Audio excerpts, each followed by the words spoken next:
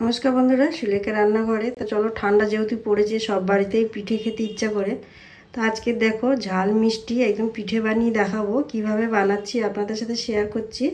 তো দেখো এইখানে নারকেলটা আমি দুটো নারকেল এখানে কুড়িয়ে রেখে নিয়েছি।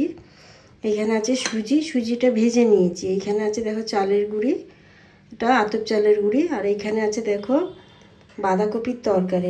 এইখানে আছে মুগ ডালটা সিদ্ধ করে নিয়েছি, কোনো নুন দিইনি, কিছু দিইনি।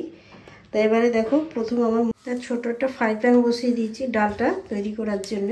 অল্প একটু সামান্য সর্ষের তেল দিয়ে দিলাম, সাদা তেলও ব্যবহার করতে পারো। এবারে দেখো এখানে একটু ফোড়ন দিয়ে দিচ্ছি।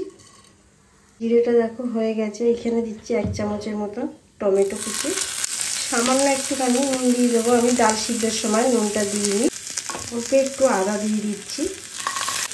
এরপরে মুগ ডালটা দেখো দিয়ে দেবো, সিদ্ধ করা মুগ ডালটা দেখো মশলার সাথে ভালো করে মাখিয়ে নিয়েছি। একটুখানি অল্প করে নারকেল কুড়ানো দিয়ে দিলাম, সামান্য একটু হলুদ দিয়ে দেবো, একটু লঙ্কার গুঁড়ো। এখানে গুঁড়ো কাঁচা লঙ্কাটা ব্যবহার করলাম না কেন, যেহেতু গোটা গোটা থাকবে বলে। ফোড়নে দিলে দেওয়া যাবে কিছু কিছু। ডালটা দেখো পুরো শুকনো শুকনো হয়ে গেছে, বোঝাই যাচ্ছে। তো এইখানে সামান্য একটু গরম মশলা দিয়ে দেবো, অল্প করে হালকা অল্প ভিডিও। তো দেখো এখানে আখের গুড়, এটা গুড়টা ভালো করে একটু জাল দিয়ে নিয়ে আখের গুড় যেহেতু, তার এবারে নারকেলের ছাইটা দিয়ে দিলাম।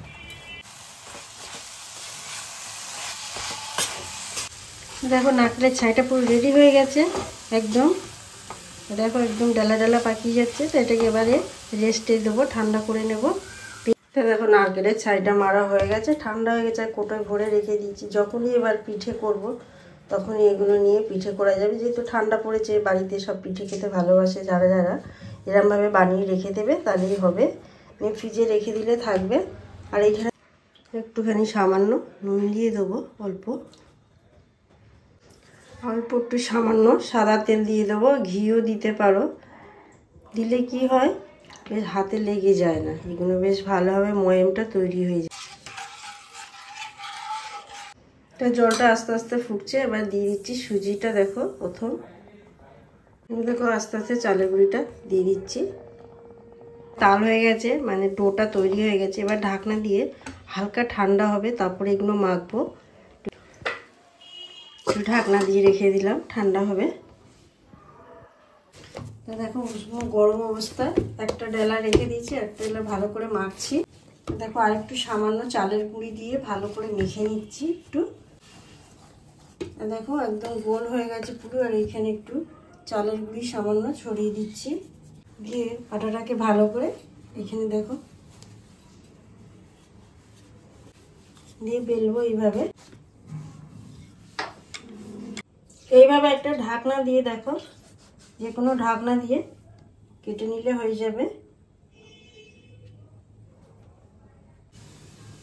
এটাকে এইভাবে পুর দিয়ে ভালো করে মুড়ে দেব।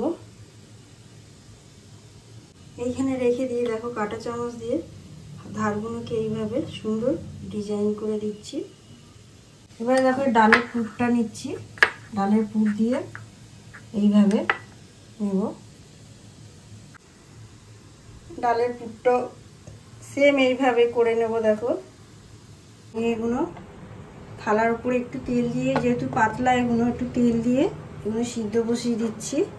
জলটা ফুটছে হালকা করে, এখানে বসিয়ে দিলাম। ঢাকনা দিয়ে দিচ্ছি একটা। একই পদ্ধতিতে দেখো এর ভিতরে পুরটা দিয়ে দেবো।